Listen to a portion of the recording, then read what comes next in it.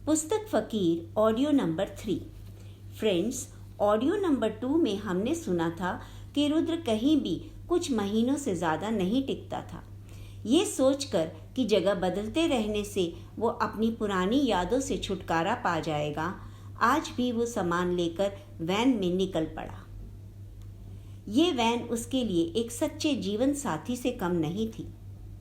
जब भी उसके मन में नकारात्मक भावनाएं हावी हो जाती और वह खुद को मिटा देने की इच्छा रखता, तो वह उस वैन में बैठकर उस स्थान से कहीं दूर निकल जाता। वैन उसके आंसुओं और दुख की साक्षी रही थी।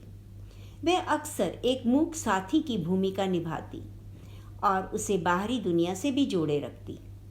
वैन के भीतर समय गुजारने से वो अपने बाहर और भीतर चल रहे तूफानों से बच पाता था। कई बार तो वो कई दिनों तक खुद को गाड़ी में कैद कर लेता। ये वैन उसे माँ की कोख जैसा सुख देती। वो खुद को ताकतवर महसूस करता और खुद को ख़त्म कर देने की इच्छा पर काबू पा लेता। ये सस्ते दामों में खरीदी हुई वैन उसके बहुत काम आ रही थी। कई दफ़ा तो वो मजबूर और बीमार लोगों को नर्सिंग होम तक भी पहुंचा देता था। रुद्र ने इस वैन को एक चलते फिरते घर में बदल दिया था। उसने वैन की बाहरी सुंदरता पर तो ध्यान नहीं दिया, मगर एक घर लायक बुनियादी ज़रूरत की हर चीज़ उसमें मौजूद थी। वह जानता था कि वैन केवल कहीं आने जाने का साधन ही नहीं, बल्कि उसकी जीवन रेखा बनने वाली थी। जब भी पुरानी यादें उसके जीवन में तूफानी हलचल पैदा कर देती, उसका दिल चकनाचूर होने लगता, तो यही वैन उसका सहारा बनती थी।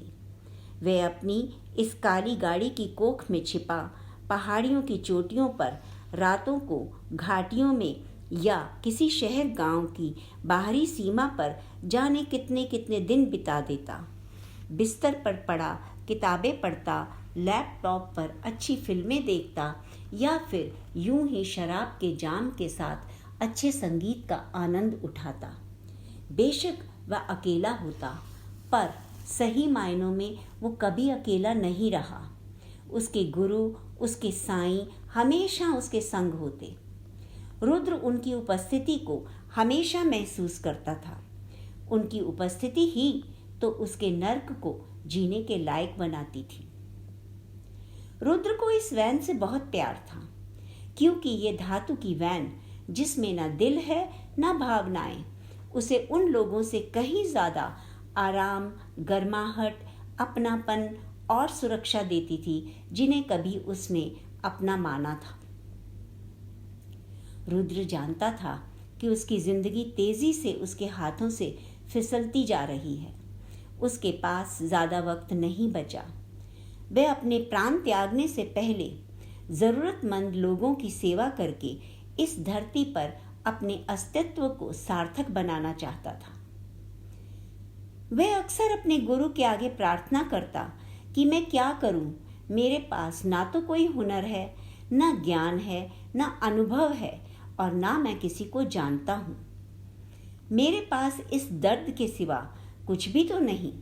इससे किसी का भला कैसे हो सकता है? तभी उसके दिल दिमाग में गुरु के शब्दों की गूंज सुनाई देती। बेटा, दर्द ईश्वर का दिया एक महान उपहार है, क्योंकि ये प्रेम और करुणा के द्वार खोल देता है। तुम दूसरों की कमजोरियों और तकलीफों को समझने लगते हो, उनसे सहानुभूति जता सकते हो।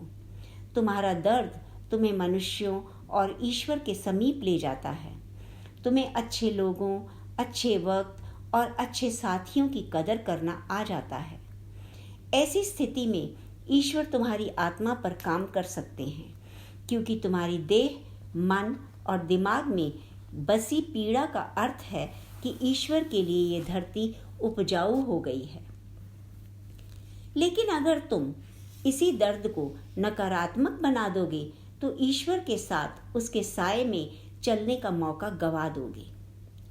और अगर तुमने पीड़ा को अपने भीतर नेकी बोने का मौका दे दिया, तो जान लो कि तुमने जिंदगी में ही स्वर्ग पा लिया। ये एहसास तुम्हें हर सांस के साथ होगा। दुख तो आएंगे, देह पर कोड़े भी पड़ेंगे, पर प्रभु की कृपा से उनका दर्द तुम्हें छू भी नहीं पाएगा। बेटा, स्वर्ग का राज्य करिश्मों से भरा है। इनमें सबसे बड़ा करिश्मा यही है कि दर्द तुम्हें ईश्वर की चेतना से जोड़ देता है। गाड़ी चलाते चलाते रुद्र शहर को बहुत पीछे छोड़ आया था। वह जिंदगी को बहुत करीब से देख पा रहा था। रास्ते में आने वाले खेत या तो बंजर थे या इतने छोटे थे कि उनसे पेट पालना बहुत मुश्किल था। अधनंगे, कुपोषण की मार झेलते बच्चे, अधमरी कमजोर गायें, मरियल बैल, कई छोटे बड़े शहर और गांव जहां लोग अभी भी अंधविश्वास में जी रहे थे। वह राष्ट्रीय राजमार्ग यानी हाईवे पर पहुंच चुका था। उसकी गाड़ी में संगीत बज रहा था और वह बहुत ध्यान से अपनी गाड़ी को बसों और ट्रक ड्राइवरों से बचाते हुए चला रहा था। रुद्र का मानना था कि मंजिल तक पहुंचने के रास्ते का भी पूरा आनंद लेना चाहिए। इतने में रुद्र ने एकदम से अपनी वैन को ब्रेक लगाई और कुछ ही सेकंड्स में एक ट्रक एक कार को ओवरटेक करते हुए उसकी बंद गाड़ी के पास से तेज गति से निकल गया। अगर रुद्र ने गाड़ी ना रोकी होती तो अब तक या तो उसका राम नाम सत्य हो चुका होता या उसके शरीर के कुछ अंग उसका साथ छोड़ चुके होते। कुछ क्षणों के लिए तो रुद्र अपने आप को संभाल ही नहीं पाया। अभी रुद्र गाड़ी में ही बैठा था कि उसने खून से नहाए एक बूढ़े व्यक्ति को सड़क पर पड़े देखा। उसने देखा कई गाड़ियां तेज गति से आ जा रही थी, लेकिन किसी को भी उस बूढ़े व्यक्ति की परवाह नहीं थी। उसने सोचा कि शायद लोग ज़रूरत से ज़्यादा व्यस्त हैं या फिर वो कानूनी पचड़ों में नहीं पड़ना चाहते। लेकिन रुद्र के भीतर से उठती आवाज़ ने पहले ही तय कर दिया था कि उसे बूढ़े की मदद करनी होगी। रुद्र को महसूस हुआ कि विदेशों में लोग कम से कम संबंधित अधिकारियों को फ़ोन तो कर देते हैं और एम्बुलेंस या हेलीकॉप्टर तुरंत घटनास्थल पर पहुंच जाते हैं। वहाँ इंसानी जीवन का मोल है, लेकिन भारत में बुनियादी स्वास्थ्य सेवा से जुड़ी सुविधाएं नहीं हैं और ख़ास तौर पर हाईवे पर तो आवश्यक फ़ोन या हेल्पलाइन की सुविधा भी नहीं दी हुई। अगर कोई फ़ोन कर भी दे तो कोई डॉक्टर इतनी दूरी तय करके घटनास्थल पर नहीं पहुंचता। हम भारत की सभ्यता, नैतिकता और संस्कृति की कितनी भी ढींगे मार लें, लेकिन यदि किसी के जीवन का मोल नहीं तो ये सब बेमायने हैं। मुनियों और संतों की इस धरती पर एक फकीर सड़क पर इसलिए पड़ा है क्योंकि किसी के पास उसकी मदद करने का साहस या समय नहीं है या कोई मदद देना नहीं चाहता। पश्चिमी देशों के पास प्राचीन सभ्यता या संस्कृति की कोई विसात नहीं। उनके पास गर्व करने लायक कोई अतीत नहीं, पर कम से कम उन्हें वर्तमान में जीना तो आता है। वे इंसानी जीवन की कद्र करते हैं। रुद्र गाड़ी से उतरकर उस बूढ़े के पास गया। उसे ऐसा लग रहा था कि उसकी आत्मा ही उसे ऐसा करने को कह रही है। बूढ़े आदमी का पहनावा बिल्कुल साईं बाबा के पहनावे जैसा ही था। बूढ़ा आदमी सड़क के किनारे चित्त पड़ा था और इक्का दुक्का सामान आसपास बिखरा हुआ था। उसके सिर से लगातार खून बह रहा था। रुद्र का दिल जोर जोर से धड़क रहा था। वह वृद्ध के पास ही घुटनों के बल बैठ गया और हौले से उसके कंधों को छुआ। रुद्र को उसका चेहरा नहीं दिख रहा था। सफ़ेद दाढ़ी से खून टपक रहा था। उसके चोगे पर जमे हुए खून के धब्बे थे।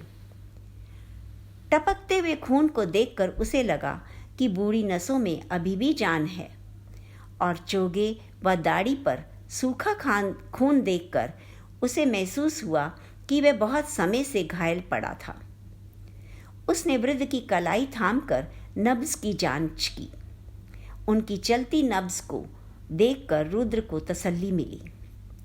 धीरे धीरे कुछ और लोग वहां घटनास्थल पर इकट्ठे होने लगे, लेकिन कोई भी मदद करने के लिए आगे नहीं बढ़ा, बल्कि रुद्र को भी हतोत्साहित करने लगे कि बेकार ही कानूनी पचड़ों में क्यों पड़ना।